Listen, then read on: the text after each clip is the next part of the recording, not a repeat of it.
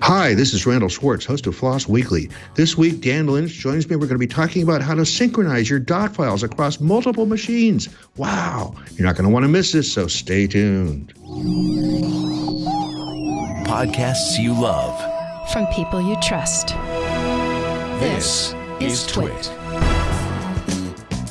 This is FLOSS Weekly with Randal Schwartz and Dan Lynch. Episode 556, recorded November 20th, 2019. Chezmoi. This episode of FLOSS Weekly is brought to you by Worldwide Technology. Worldwide Technology's Advanced Technology Center is like no other testing and research lab with more than $500 million of equipment, including solutions from key partners like VMware. And it's virtual, so you can access it 24/7. To learn more and get insights into all that it offers, go to wwt.com/twit. And by CashFly. Give your users the seamless online experience they want. Power your site or app with CashFly CDN, Content Delivery Network, and be 30% faster than the competition. Learn more at twit.cashfly.com. It's time for FLOSS Weekly, the show about free, libre, open source software. I am your host, Randal Schwartz, Merlin at Stonehenge.com, bringing you each week the movers, the shakers, the big projects, little projects, projects you may be using every day and not aware of it, projects you might want to download right after this show and play with. I think today will be one of those. Joining me once again is Dan Lynch. Dan, welcome back to the show. Hey, it's good to be back. And it's been so long since we've seen you. It's been a whole 7 days. Yeah, a whole 7 days. Yeah. Well, 7 days minus 2 hours. True. It takes time to actually, well, about 1 hour, I guess. So today is by the way, I should probably describe where I'm at. I'm at ZipRecruiter's headquarters this week. 2 weeks a year, they call in all the remotes and have all hands meetings and parties. And, various, we get free food, like both lunch and breakfast and sometimes dinner. So it's a pretty fun week to be here, especially because I get to see a lot of people that I only get to see online most of the time. And so I used to come down to ZipRecruiter like 1 week a month, and then I realized how much money I was spending for how little return I was getting. So I said, screw it, I'm just going to work remote all the time, and I only come on site for the all hands weeks, which are only 2 weeks a year. So this is one of those weeks. I'm in the Newport room. I have been here before. I don't know how long ago it was, but I know I definitely have been in this room before. And the conference is currently going on. I'm missing the first round of seminars today, but I don't care. I'm going to go over there as soon as I finish the show. So today's project is Chezmoi, which I've been mispronouncing all the way the last many months. So basically what Chezmoi does is it synchronizes your dot files in your home directory. This is really handy, especially if you're like many people where you have many machines that you use, maybe even things like a server that has configuration files, and your laptop has configuration files. And how do you bring those together? It looks like the underpinning structure is with Git. I know people have built various Git solutions, but the biggest problem with the Git solutions that seems to be that it wants to take over the entire directory. And Tom Payne, the creator of Chezmoi, will be on in a few minutes telling us how he fixed that. So how does he actually using Git and only controlling some of the files, which is fascinating to me. And it looks well documented. It runs on multiple platforms. It looks like a lot of fun. What do you think so far, Dan? Yeah, this one's really interesting to me personally, because I, for a long time, used to change my Linux distribution every week, not just because I'm a sadist or whatever, but because I wanted to test them properly. I used to review them, and then I used to just obviously manually copy over my configuration files and all the bash aliases and all your dot files, as you call them, and so on. And this would have been really useful for me. And it's obviously, I do have many machines now that I need to kind of synchronize. So I'm very, very interested in this one. Yeah, and this is one of those shows, again, that was brought to us by y'all trying to get on the show. So, that's the way almost all my shows are done these days, is people are suggesting, I either go talk to somebody or they have somebody talk to me. And that's how we fill the shows. And what's great is we're filled all the way to the end of January. I've got to open up February and March now so that I can actually, enroll new guests. So thank you all for the work you do to bring me more guests, because that always makes my work a little bit easier. Anything further, Dan, before I read the ad and get into the show? No, let's do it. Okay. So before we bring Tom on, we want to say that this episode of FLOSS Weekly is brought to you by Worldwide Technology. WWT began building their Advanced Technology Center, ATC, 10 years ago, and it's grown exponentially. It's like no other testing and research lab. The lab contains more than $500 million in equipment from hundreds of OEMs and key partners ranging from high-tech heavyweights like VMware, Dell EMC, and Microsoft to emerging disruptors like Equinix. WWT is a trusted partner who stays with you over the years. Many of their customers have been with them for over a decade because they know WWT is where they can go to get the answers they need to make sure their business runs right. Their ATC is an incubator for IT innovation and offers on-demand and schedulable labs like VMware Cloud on AWS, along with hundreds of other labs representing the newest advances in network virtualization, software-defined data center, security, digital workspace, multi-cloud architecture, and automation, and more. Learn about products before you launch. WWT engineers use these environments to quickly spin up proofs of concept and pilots using the sandbox so customers can confidently select the best solutions. In many cases, this reduces concept time from months to weeks, which increases speed to market. They offer Lab as a Service, a dedicated lab space within the ATC. Here, customers can perform programmatic testing using the vast technology ecosystems that WWT has already built. It's virtual, so you can take full advantage of ATC's unique benefits anywhere in the world 24/7. WWT engineers work in these labs every day, beta testing new solutions based on the latest and greatest VMware technologies, and building reference architectures and custom integrations to help their customers make decisions and see results faster with much less investment. WWT has launched their new digital platform encompassing the ATC ecosystem. The ecosystem creates a multiplier effect of knowledge, speed, and agility anytime, anywhere around the world for their customers. Get access to articles, case studies, hands-on labs, and other tools that make the difference in today's fast-paced world.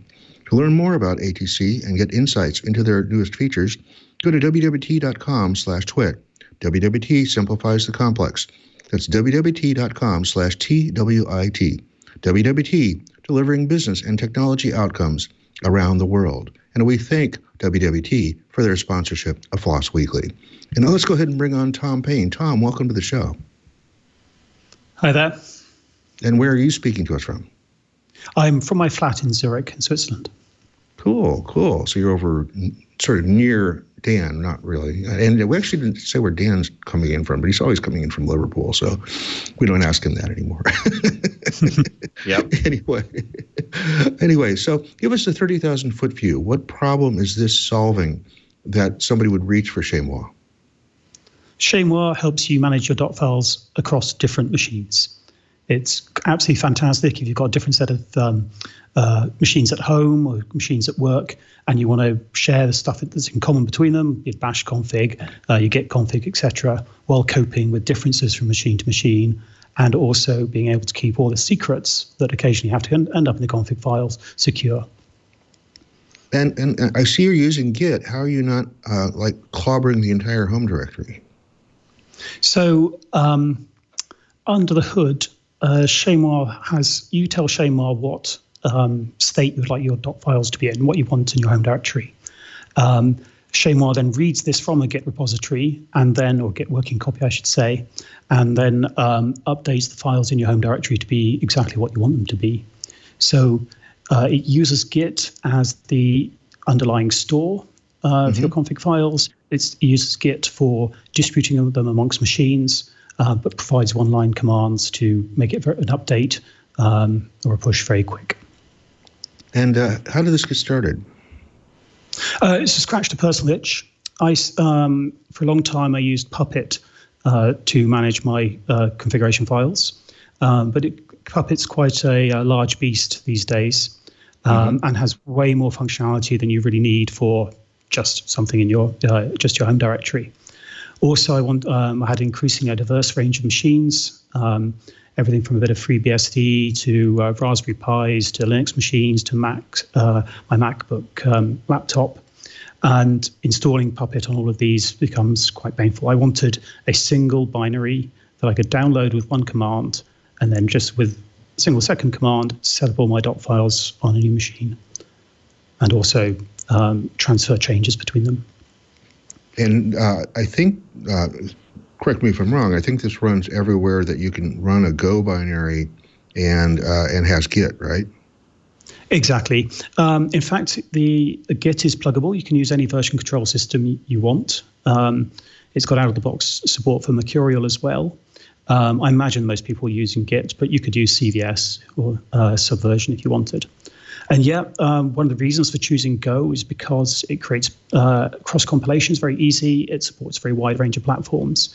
And Chezmoi has releases for pretty much everything supported by Go.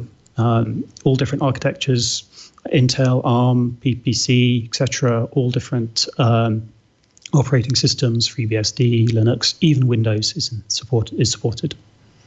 And how difficult is this to get started with?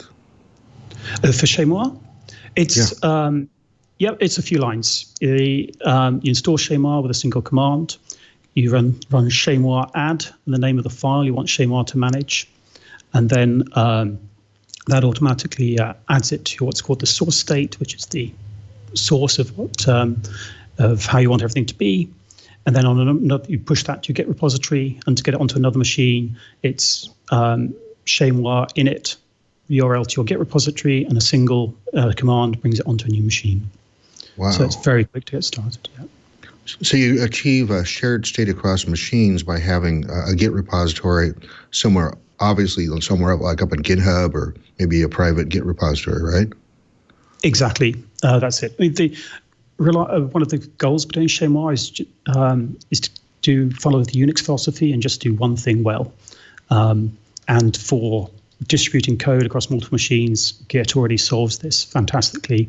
Chezmoi helps you use Git in this way. It can automatically push and pull for you. But the goal is really build on Git strengths. And what happens if I edit the same file two different ways? That would normally cause a merge conflict, right?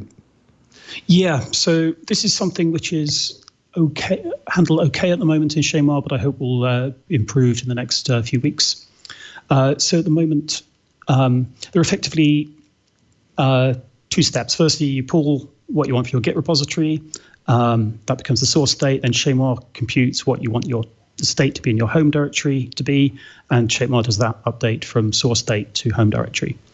If you've already modified a file in your home directory and not told Chezmoi about it, the next time you run Chezmoi update, it will overwrite your changes. I'll soon be adding a feature to automatically detect when a file has been modified outside of Chezmoi, and it'll fire up either do nothing, warn you, fire up a three-way merge tool. So at the moment it overwrites, but that behavior will become configurable. That sounds excellent. And so one of the things I like about this, Tom, Randall's already said it, is that you can run it on so many different platforms and so on. Was that the thinking behind choosing Go? Why did you particularly choose Go for developing this? Yeah, that's exactly the reason. I'm very familiar with Go. I've been using it as my primary language for about 5-6 years now. And it has this single binary statically linked feature. Easy cross-compilation makes Go a perfect fit. Scripting languages are always a little bit harder to get the interpreter installed. Something like Rust is clearly a fantastic language, but probably overkill. For this sort of systems programming, Go is a very good fit. Excellent. And it does seem, it seems, I haven't never really done much with Go, I've got to be honest, but it does seem like a good choice for that kind of thing. So how many people are using this at the moment? Do you know how many users you have, and how's it kind of taken off? I don't have an exact number of users. It's coming up to 2,000 stars on GitHub, which I'm quite proud of. My previous best open source project managed 250 stars after about 6 years. So to get almost 2,000 in 1 year, I'm very happy with. There was initial surge. I announced it on Hacker News about 9 months ago, which gave it a good boost. And more recently, I think it's just been incremental traffic, people discovering it. And I hope that people through this FLOSS Weekly podcast will discover it and find it useful too. Yeah, of course. I mean, and we hope that many people will too. I'm sure they will. We had there's some other tools that kind of do this sort of thing, and I'm frantically looking through my email because we had an email from Michael Tunnell, who is a part-time co-host as well on this. He was asking. He wanted us to ask how this compares to. I don't even know how you say this. YADM. Yadam is Yadam. That? Yadam. He was interested in the comparisons between Chezmoi and that. Yeah, to be honest, I haven't looked particularly closely at Yadam. I know it solves the same sort of problem, and there's some overlap in the way that Yadam and Chezmoi store the initial state. I wrote Chezmoi very much to scratch my own personal itch, and only discovered about Yadam afterwards. But that said, I think some of the things that make Chezmoi particularly different from Yadam are the rich templating system that Chezmoi has. You can use the full power of Go's text template syntax to customize any dot file on any machine as much as you want. The distribution is easier with a single binary. I think Yadam, if I remember correctly, is distributed as a bash script. And the integration with various password managers, I think, is unique to Chezmoi and is a real strong point in Chezmoi's favor. A lot of people also use or have used a system called GNU-STO, which manages dot files by making them symlinks into some sort of source directory. But that has a couple of downsides. One is that it's very hard to cope with differences from machine to machine, and secondly, that your dot files are not actually files anymore; they're symbolic links, which can cause problems in some cases. Chezmoi means that your dot files really are just the normal files and directories that you have in your home directory if you weren't using Chezmoi. So all your software should behave correctly. Yeah, and of course that means as well that you're not, if I, for whatever reason, remove Chezmoi, it's not going to break everything as well, which must be really important. Exactly, and I think it's a very important feature for software that it should be as easy to stop using as easy as to start using. And this encourages people to explore that, see if it fits their needs. Chezmoi is exactly like this. It also has an archive command, so you can just generate a tarball of all your dot files, which is great if you want to back them up somewhere, copy them onto another machine that Chezmoi doesn't run on or doesn't have network access or whatever. So being able to move your data in and out very easily was an important part of Chezmoi's design. Yeah, I mean that makes total sense. So I mean, I was curious about whether Chezmoi has a concept of obviously if I'm using it to sync between different machines, could I tell it to send different things to different machines? What I mean is, could I tell it to say I only want this, these files to go to machine A, whereas these files and some others could go to machine B? Yes, you can. In fact, what happens is Chezmoi has a single source of truth, which is in a single set of dot files or these templates, but they can then be interpreted or executed differently on different machines. You can include or exclude files on specific machines. For example, on my work machine, I have configuration files which I don't need on my home machines, so they're only installed on my work machines. For me, having the single source of truth makes things a lot easier to manage. Often it's only small differences between machines. So you'll get config at home, you want your personal email address in there. At work, you want your work email address there for your commits. So this is a lot easier to manage with a template and a single source of truth. Yeah, definitely. So is it just yourself that's working on this, or is there anyone else in the team? It's mainly me, but I had some really nice contributions. I think it's up to about 80 forks now. I've had probably about 100 or so pull requests and some really nice contributions. Someone I don't even know the person's name, just their GitHub handle, ZB140, contributed to all the Windows support, which I really, really appreciated. This person did a massive job there. There are a lot of subtle differences between POSIX or Linux type systems and Windows. And this person went through and made everything very compatible with Windows. So I'm very appreciative of that. Also, sorry. Yeah, go ahead. No, carry on. Yeah.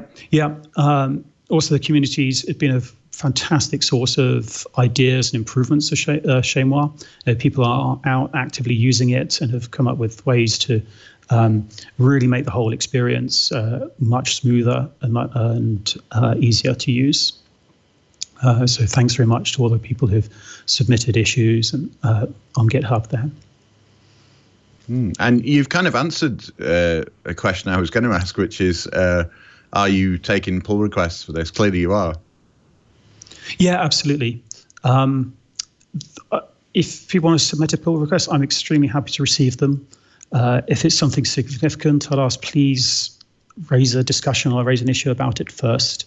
It has been the case that people have put a lot of effort into making pull requests, but they haven't solved quite the right problem, or they haven't followed the coding standards. So please, if you want, I'm very open to submissions, but please read the contributing docs. Mm-hmm. Yeah, I mean that makes sense. I was curious about something I should have asked a minute ago. When you talked about Windows support, Windows doesn't use dot files in the same way, does it? So what kind of things are we syncing between, say, like a Linux machine and a Windows machine?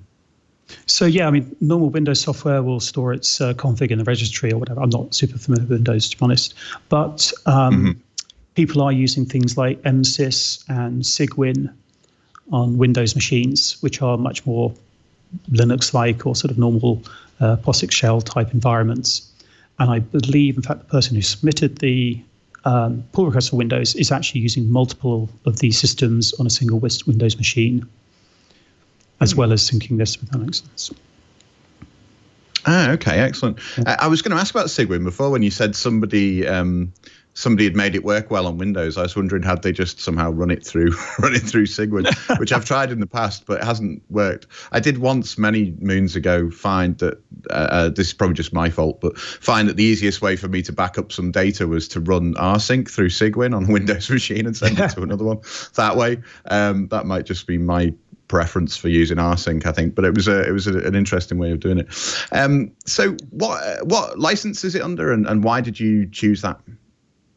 It's under the MIT license. Really, there's nothing groundbreaking in Chezmoi. There's no deep intellectual property. It's something that I wrote to be useful to me. I've put it out there in a form that I hope is useful to others. So really, I wanted the most open, permissive license possible. So the MIT is pretty much that. Mm-hmm. Yeah. I mean, it makes sense. A kind of permissive. If you want a permissive license, obviously. So you mentioned that you've got, I think, 84 different forks of this. So it sounds like it's really kind of been embraced or taken off quite nicely. Is that really satisfying to see? Very much so, yeah. I mean, I'm still at the stage of every time someone stars the repo, I check out who they are and I see where they're using it. And yeah, it's a real buzz to see that it's used all over the world now. Many people in many different organizations, many different countries. That's really rewarding. Excellent. And I suppose there probably isn't much kind of call for this, but I was going to say, because you got lots of people in different countries using it, is there any call for, internationalization of your docs and stuff? Because you've got a lot of documentation, and I imagine, getting it translated in different language and stuff, that's quite a big job. Yeah, it's I haven't had any requests for it yet. And the tech world pretty much runs in English.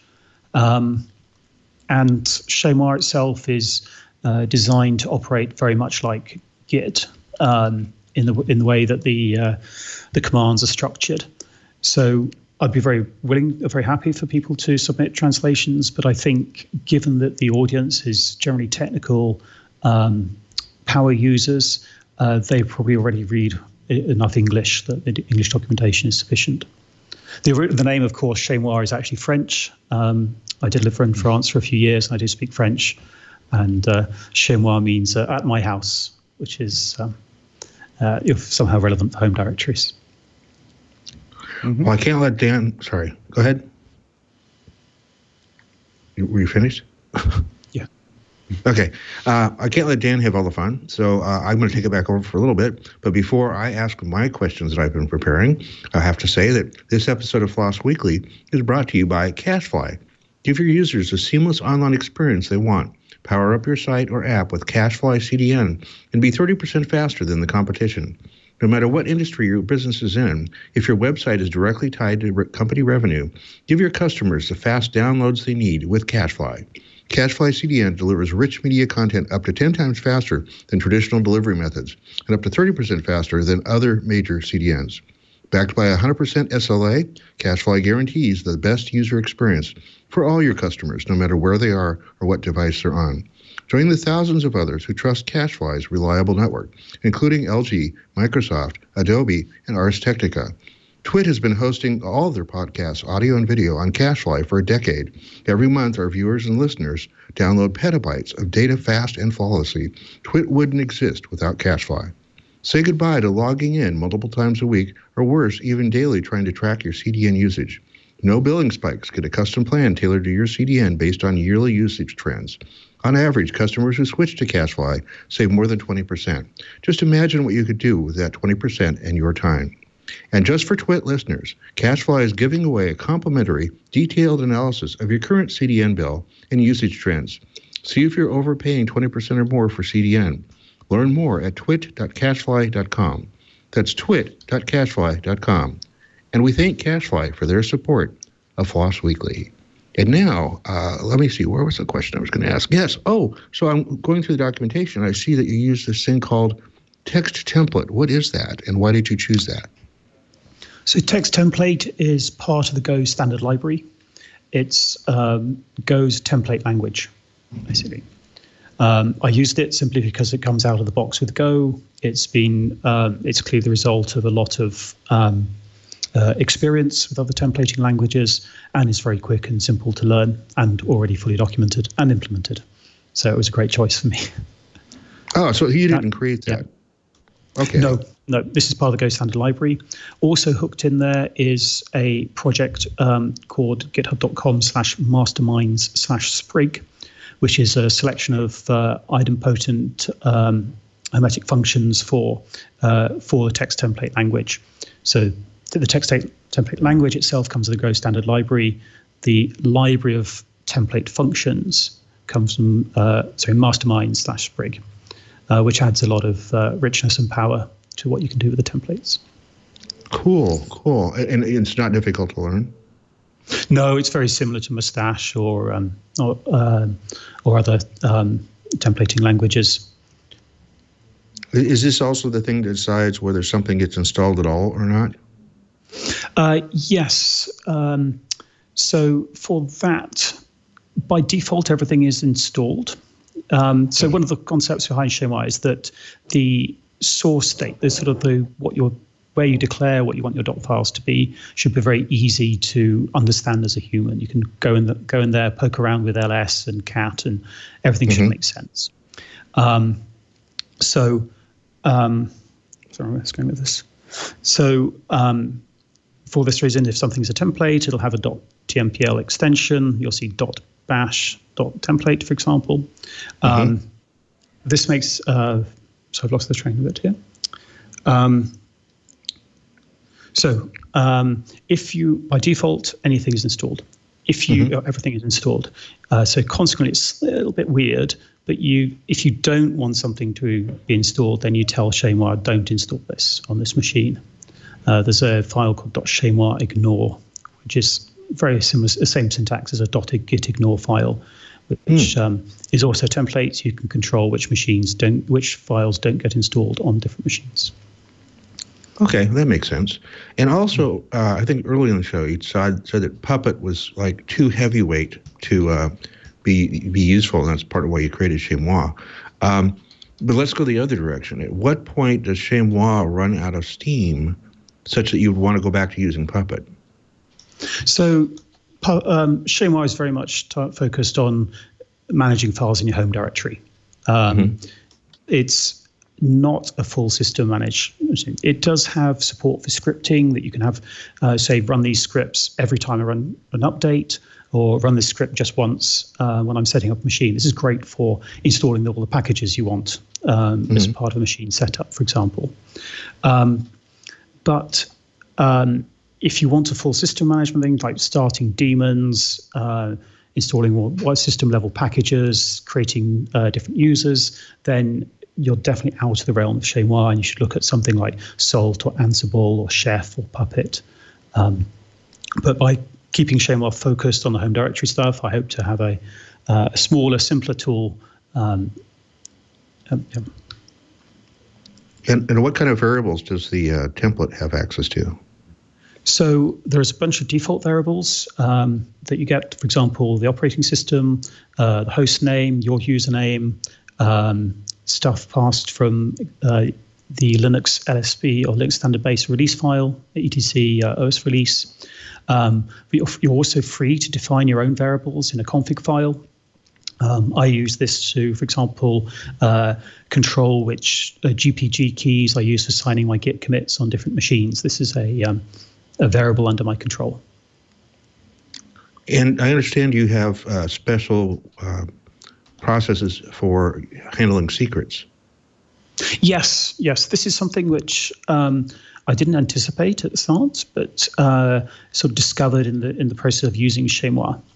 So Chezmoi talks to your password manager, basically. I personally use LastPass to store my secrets, and now in the templating language, I can call to LastPass and say, "Give me my GitHub access token," or "Give me the password for something that needs to be in a .NET RC file," or similar. This has turned out to be a very useful feature. This way, all my secrets stay safe in my password manager. They're protected by two-factor authentication, etc., all the security that your good password manager brings.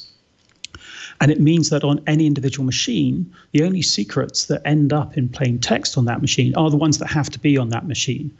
And this is great because it means, for example, if you've got your personal configuration files for your home systems, you want to take those config files over to your work machine, but you don't want your work system administrator to be able to poke around your home directory and see secrets that are related to your home machine.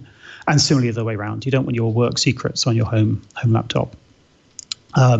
So by putting your secrets in a password manager and using Chezmoi's integration for this, you get all this security. And Chezmoi has out-of-the-box support for pretty much all of them: 1Password, LastPass, Vault, GoPass, Pass. You can also encrypt complete entire files of GPG. This means you can make your .files to repository public as well. You don't have to keep stuff in secret because all your secrets are either encrypted or in the password manager. I suspect that means there's some sort of API for things like LastPass and 1Password that you're able to tap into. Yeah, exactly. All of these things come with command line tools that allow you to quiz them. And the output, Chezmoi intelligently passes the output of each of them. For example, if they're returning a structured JSON object with different fields of username, password, etc., you can pick these things out. And this is all out of the box with Chezmoi. Well, it sounds like you got everything, including the kitchen sink, in there so far. What are you still missing? What's the big gap so far? The thing I'm really excited for now coming actually was a suggestion from made by, I think it was, sorry, I've forgotten the guy's name, but one of the issues, and it goes back to what I mentioned earlier, saying that if stuff has changed, if you've changed stuff outside Chezmoi, the next time you run a Chezmoi update, it'll overwrite your changes. So what I'm going to add is Chezmoi is going to track the last contents it wrote to a file, and it will check to see if the file has changed outside of Chezmoi before overwriting it. And this is, and it will then prompt you to either do a three-way merge, ignore the changes, or whatever you want to do. And what this will make Chezmoi very safe by default. There are a number of programs that modify the config files. They're in config, sorry, a number of programs that modify their own config files. Sometimes you will modify a config file and forget to tell Chezmoi that you've changed the config files. Your changes will get overwritten next time. This will fix all of that. and much of the infrastructure is already in place. Chezmoi will just simply store a checksum of the file contents each time it writes a file, check that checksum before rewriting a file, and if in the event of a change, warn you. So that's the next big task, which I hope to get out in the next few weeks. And with that, Chezmoi is approaching completeness, I think. And certainly I'm looking forward to do a version 2 release before Christmas, and sort of the 1-year anniversary of Chezmoi's initial release. And one of the things I noticed going through the FAQ, I think this is your project, I'm trying to remember, or I've seen so much stuff this morning, I have no idea, but it seems like you have a consistent -N and -V, and that's really good user interface. If that's your project, right? That's your project. Yes, exactly.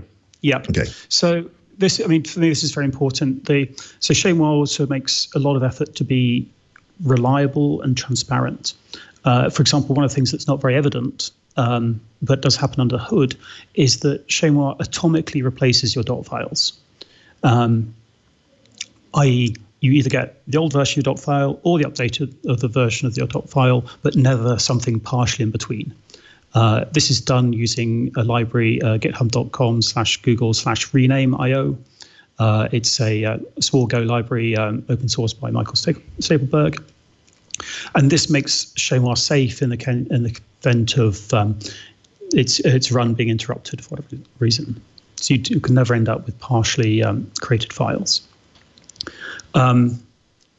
The N and the V allow you. Chezmoi has both a verbose mode, so you see exactly what changes it is making or will make if you use Chezmoi diff. It prints diffs just like git diff. And the N is a dry run mode, and this tells you exactly what Chezmoi would do without actually doing it, which is absolutely great, because for testing changes or just building confidence that Chezmoi is making the changes that you want. Dot files, although people don't have very many of them, we're typically talking about managing between 5 and 50 files. It's not many, but they are very important and very personal, so it's important that you get what you want. Well, Dan's got some more questions, but I've got to ask one very important question because the chat room asked it, which is, when are you going to add blockchain? Sorry, could you repeat the question, please? When are you going to add blockchain? As in file watching. Interesting idea. At the moment, I'll be very happy to discuss this on GitHub. At the moment, I like it that it only runs when the user wants it to run. File watching could be added, but probably doesn't make much sense unless you author automatic pushing and sharing of the dot files between machines. Oh, I think you misunderstood the question. Blockchain is like the basis of Bitcoin. Yeah. Oh, sorry. I thought you said watching as in file watching, Myra. No. So, well, Git is already uses a blockchain as its underlying data store. The DAG in Git is or Merkle graph, so it's already got blockchain. All right, Dan, over to you. Yeah, that's a really good answer. We haven't had anyone say that before, actually, who has Git involved in their project. Yeah, so Tom, I was reading through your bio, and I was really interested in some of the stuff you've got in there. So you're a Gentoo guy, right? You were a Gentoo developer, is that right? Yeah, I was a Gentoo developer for many years, about 2003 to 2008. I'm onto Ubuntu now, but I was very good days in the early days of Gentoo. So that was going to be one of my follow-up questions was, do you still run Gentoo? So you've moved on to Ubuntu now? Yeah, I have a lot of fondness in my heart for Gentoo, but I think there was one, I really liked the everything being at the bleeding edge, but I think there was one system to update or one emerge too many, which broke my bootloader, and I switched to that point. And I've only used Gentoo in passing, I've got to be honest. I used Arch quite a lot more, which is a little bit similar in some ways if you want the bleeding edge stuff. But like you said, I used to have a lecturer at college years ago who used to say the cutting edge is also the bleeding edge, and and often things will break. And I think I updated. I spent about a day installing Arch and completely building it from scratch. And then about 4 days later, I updated something and it just went wrong. And I thought, I can't be bothered doing that again. Yeah. But no, I mean, Gen 2 is still going strong. I mean, I've pulled it onto Arch now, but Gen 2 is still going strong. And did you ever use any of things like Sabian, which would pull in binaries as well as the traditional Gen 2, way of building or making all the software? I haven't used Sabian.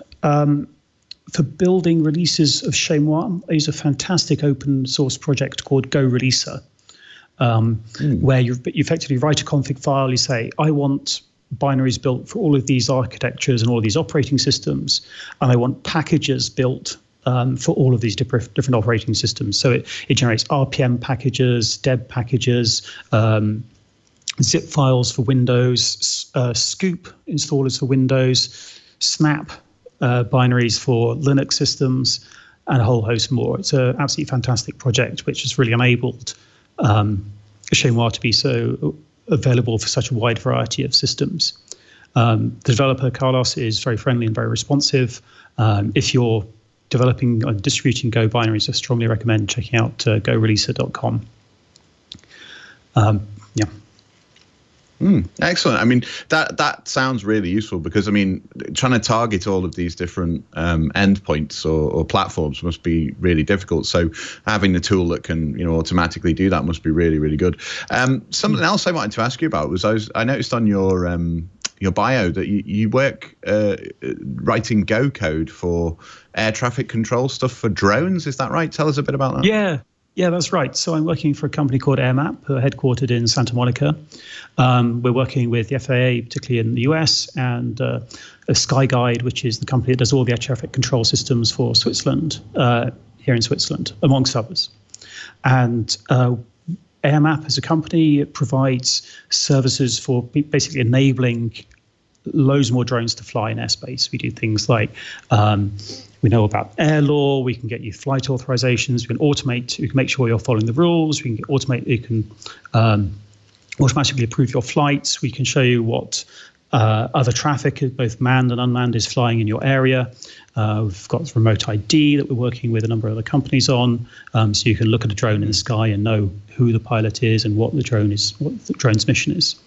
It's a really fun space to be in. I've particularly keen interest in this as I'm a paraglider pilot in my spare time, so I'm used to dealing with airspace and flying objects. And the tech stack is Go and geospatial Go. Wow, that's amazing. I was curious about it. I don't know if you've seen this. I only found out about this recently, just in passing. I've never got into the whole drone thing. I fortunately haven't either had time or whatever. I know lots of people who in makerspaces and stuff that I've been involved with. Obviously, they love drones. In the UK now, they're bringing in a law to license drones. So by the end of this month, as we're speaking, November, they're saying anybody who hasn't got their drone registered could be in trouble, basically. But they want them to have like license numbers and stuff. Have you heard about that, and what do you think about that for an idea? Yeah, I mean, it's effectively a necessity, really. I think the US already has its Part 107 rules. The UK is one of the first to require registration of drones and pilots. The same will be arriving in Switzerland, I think, next year. This is only for drones larger than a certain size, I hasten to add. If you go buy a little toy drone that's weighs 30 grams, you don't have to bother about that. But anything that's big enough to hurt someone if it falls out the sky will need to be registered. I think it's a necessity, really. Drones have a lot of positive uses. They also have a lot of not so positive uses.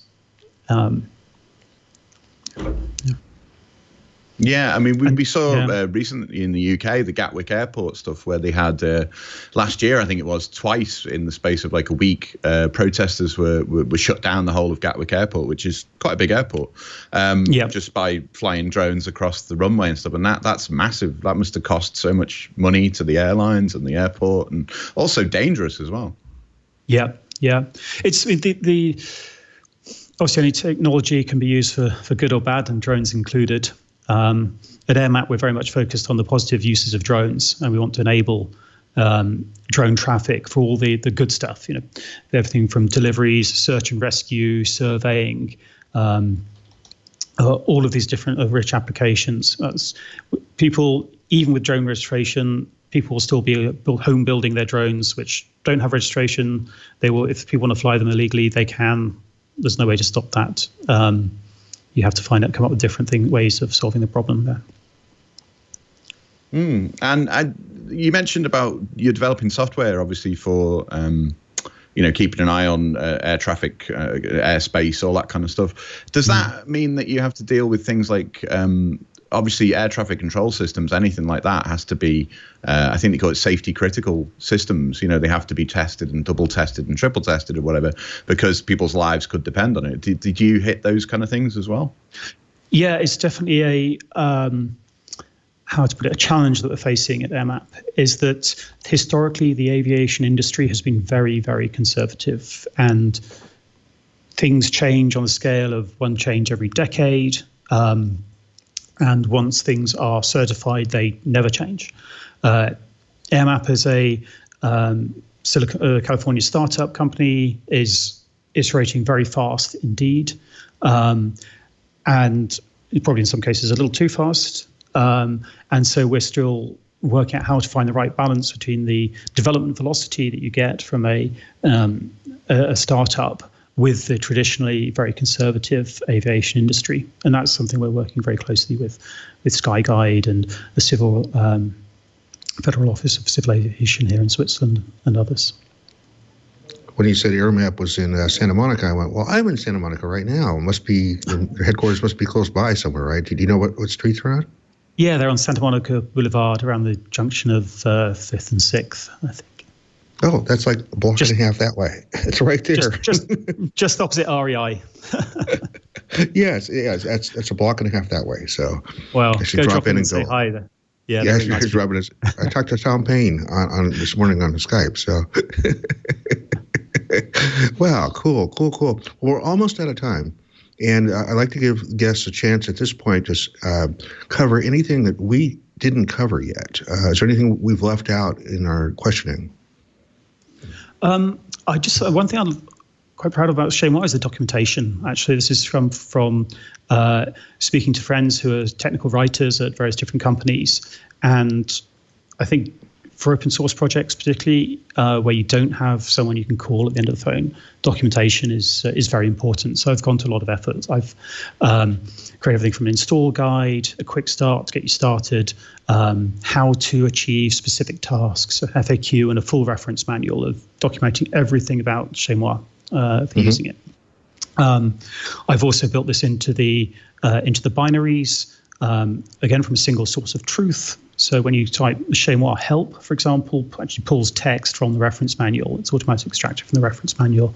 There's a Chezmoi docs command that gives all the documentation is embedded in the binary. So once again, it's just a single thing to distribute. Chezmoi docs reference gives you the entire reference manual on your screen. And I think as Chezmoi is only me as the sort of key developer at the moment, and as a reasonably large number of users now, I think the only way to scale an open source project is to provide good documentation. So I'm proud of what we've done with Chezmoi.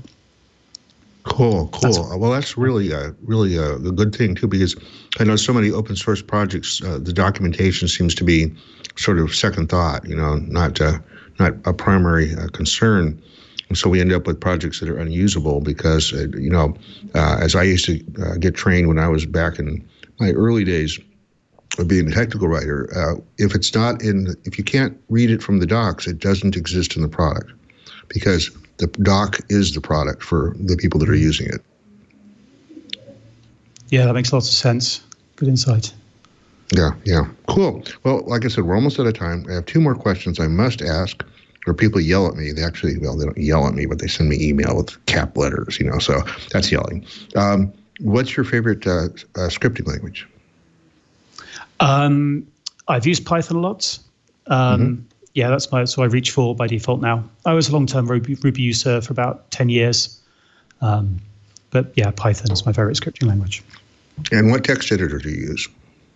I was a long-time Vim user. But more recently, I've switched to VS Code, which is a fantastic project. Yeah, VS Code's amazing. It's I'm using it for all my Flutter work, all my Dart and Flutter work. And I didn't believe I would like an IDE, although I've used Emacs all these years. So I guess I just an IDE, but just I'm used to the way it works. But VS Code is amazing. It surprises me. I should stop talking about it this way, but it surprises me that Microsoft is releasing this level of quality of open source code and has really fully embraced the open source community now. It's almost like some of their sins from 20 years ago are being erased, just a little bit at a time. I totally agree with you. Oh no, my lights went out again. Hold on. Yeah. Come on, come on. Here we go. It's because you mentioned Microsoft. You mentioned Microsoft and that, and then somebody just went, switch that off. Yeah, it's true, right? Yeah. Maybe they're listening to the show and they remotely checked into the lights. For those of you who aren't watching the video, you missed something. You should probably download the video and go right to this moment in the screen here, because I'm in a room that has a motion sensitive light, and if you don't move around for a while, it goes, oh, there's nobody in here, and I'm sitting relatively still, so every once in a while I've got to like wave at the stupid light. Anyway, that's done. Well, Tom, it's been great having you on the show. I think I may even use this because I do have multiple machines, and I like to manage that. Because it's got Git underneath the hood, does it also maintain a history that I could actually see how my dot files have changed over the years? Yeah, exactly. So yes, or I mean, you don't have to use this, but yes, I mean, normally you would check everything into Git and have all the advantages that Git brings. Yeah, nice, cool. Well, like I said, interesting project, solves an important niche, an important problem, and sounds like you're coming along quite well with it. So thanks for coming on the show and talking about Chezmoi. Thank you very much, Randal and Dan. It's been an absolute pleasure. Very good, very good. That was Tom Payne talking to us about his baby project, pet project, Chezmoi. Well, not just pet, it works. It's a working thing. It makes things. Yeah, I don't want to dismiss that. It looks mature. It looks like it's really well done, and I really encourage people to take a look at it. The URL for it, of course, will be in the show notes. I don't want to try to explain a GitHub URL here, but anyway, it's in GitHub. Dan, what do you think? So you mentioned that you may well install this and try it, Randal. I can one-up you on that because I've actually installed it while we were talking, while we were doing the show. I haven't done much with it yet, I'll be honest, but I have just installed it and I'll figure out the docs and stuff. But yeah, I installed the deb package from the GitHub there, and it works great on. I'm on Linux Mint 19.2. And it worked fine. So I'm gonna have to learn how to use it now. But it sounds really, really useful, and it's really nice to see that someone scratch. I mean, this is the thing that we see a lot in open source software, but someone scratching their own itch. How many things have started, in fact, in the free and open source world is from that. But it's great when you see something like this, that someone started it, scratched their own itch, and then kind of the rest of the world almost has gone, hey, that's great, we want that too, and jumped on board. So it's really nice. Tom's doing really good work, and I can't wait to figure out how to actually use Chezmoi now that I've installed it. Yeah, I could say you pulled a Leo back when Leo was on the show. Almost every show he would install whatever it is we were talking about during the show, and so it was kind of fun to watch him do that. So I don't know if he still does it on other shows, but definitely on this show, he was pretty much installing everything we were talking about. So you pulled a Leo. So yeah, I'm interested to hear about your success about that and all that stuff. So, and I may install it too. We'll see. Like don't have enough hours in the day yet, but that's the way it works. So let me talk about who's coming up, because we have a full schedule all the way out to the end of January. So LS Quick is Lightspeed Quick. The LS Quick library is an open source implementation of QUIC and HTTP3 functionality for servers and clients. XWiki can create either traditional wikis or structured wikis that trigger actions based on things you upload to the various pages. Yugabyte, which is a distributed SQL, high-performance, global replication, internet scale. Ooh, internet scale. Rolla Steam is a virtual tabletop software. It helps you manage tabletop role-playing games with remote friends and players. It provides many features to share maps, pictures, and also includes tools to communicate with your friends and players. When you want to play a tabletop game, but you don't want to go over to their house, I guess that makes sense. Titan makes it easy to run your favorite database in Docker container on your laptop, but with the power of versioning the underlying data. So imagine Git for data, not just software. Kong is a next-generation API platform for multi-cloud and hybrid organizations. We had them on about a year and a half ago, but they tried to convince me, or they have convinced me, because otherwise I wouldn't let them back on, that there's been a significant change. I think it's Kong 2.0 came out, and so they want to talk to us about what the new version actually is all about. It connects all your microservices and APIs with the industry's most performant, scalable, and flexible API platform. So yeah, and just added to the schedule, Apprentice program, which is about diversity, but specifically what they mean is getting more women into tech. So finding different ways of reaching out, making open source projects more inclusive, and educating on that, apprenticing women so that they can feel more comfortable coming in and being on a part of a development team and things like that. So that's going to be pretty cool. I don't think we've had a show similar to that. So this is probably coming into new direction. So yeah, an open mainframe rounds up the schedule we have for what we've got going on. So the mainframe has evolved to become the most secure and trusted hardware platform on the planet.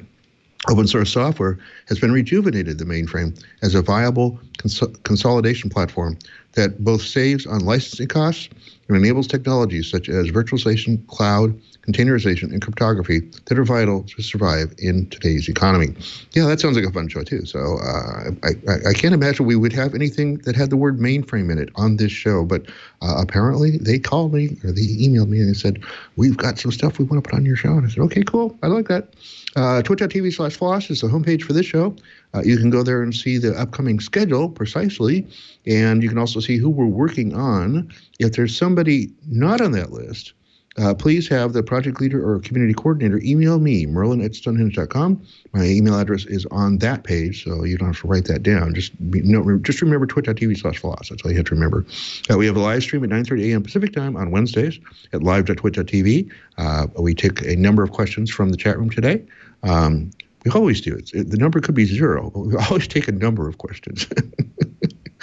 I like that. Well, follow us at FLOSS Weekly on Twitter. You follow me at Merlin, MERLYN on Twitter.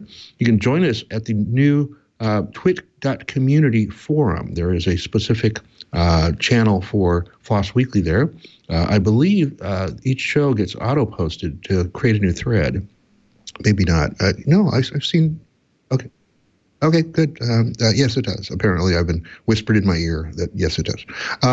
There is no show, Christmas or New Year's this year. It turns out that 2 Wednesdays in a row are holidays. So I actually get 2 weeks off this time. I typically only get 1 of those off. So yeah, we got 2 weeks off this year.